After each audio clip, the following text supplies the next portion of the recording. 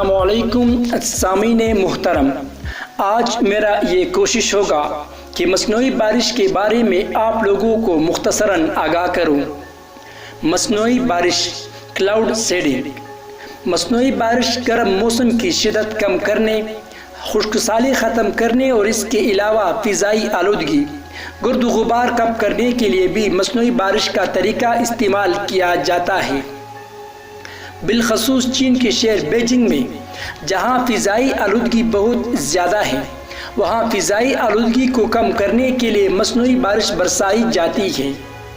مصنوعی بارش کے لیے ہوائی جہاز کے ذریعے 2 سے 4 ہزار فٹ کی بلندی سے بادلوں کے اوپر سوڈیم کلورائڈ، سلور آیوڈائڈ اور دیگر کیمیکل چھڑکے جاتے ہیں جو بادلوں میں برفیلے کرسٹلز بناتے ہیں اور بادلوں کو بھاری کر دیتے ہیں، جس کے بعد بارش ہونے لگتی ہے۔ کلاؤڈ سیڈنگ یا مصنوعی بارش کے لیے جہاز کے ذریعے بادلوں پر کیمیکل چھڑکنے کے علاوہ زمین سے بھی راکٹ فائر کر کے ان پر کیمیکل چھڑکا جا سکتا ہے۔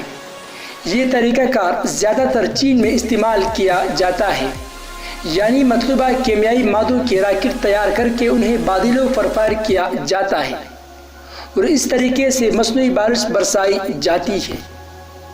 لیکن یہ بات بھی واضح رہے کہ مصنوعی بارش ہر قسم کے بادلوں اور ہر موسم میں نہیں برسائی جاتی، بلکہ اس کے لیے خاص ماحول درکار ہوتا ہے۔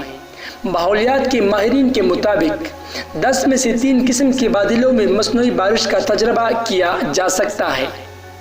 مصنوعی بارش کے لیے یہ بھی ضروری ہے کہ ہوا میں نمی تقریباً 70 سے 75% ہو اور ہوا کی رفتار 30 سے 50 کلومیٹر فی گھنٹہ ہو۔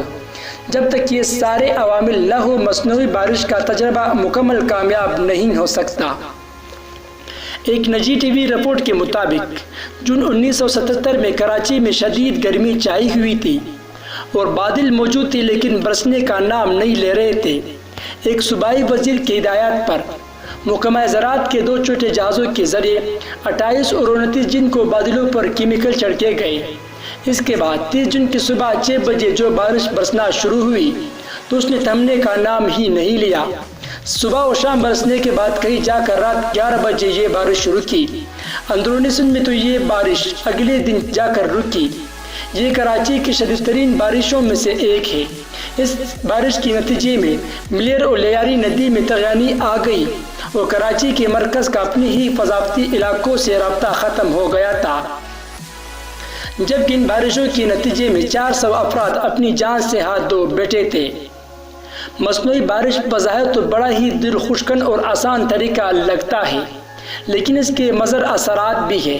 پہلی بات تو یہ جو ہم نے اوپر بیان کی، یعنی بادلوں کو برسایا تو جا سکتا ہے لیکن پھر رکے گا وہ اپنی مرضی سے۔ اس کے علاوہ اس طریقہ کار کو اپنانے سے ماحول پر غیر فطری دباؤ بڑھ جاتا ہے، شدید حبس اور گرمی بڑھ سکتی ہے۔ اس کے علاوہ اس بارش کے پانی میں کیمیائی مادے شامل ہونے کے باعث یہ انسانی صحت کے لیے نقصان دہ بھی ثابت ہو سکتا ہے۔ بادلوں پر یہ مخصوص تجربہ کرنے والا سب سے بڑا ملک چین ہے۔ چین کے علاوہ بھارت، متحدہ عرب امارات اور جنوبی افریقہ میں بھی بارش برسانے کے لیے مختلف تجربات کیے جاتے ہیں۔ ناظرین، اگر آپ لوگوں کو میرا یہ معلوماتی ویڈیو پسند آئی ہوئی ہو تو برائے مہربانی اس چینل کو سبسکرائب کریں۔ انشاءاللہ میں اور بھی معلوماتی ویڈیو آپ لوگوں کی خدمت میں پیش کرتا رہوں گا۔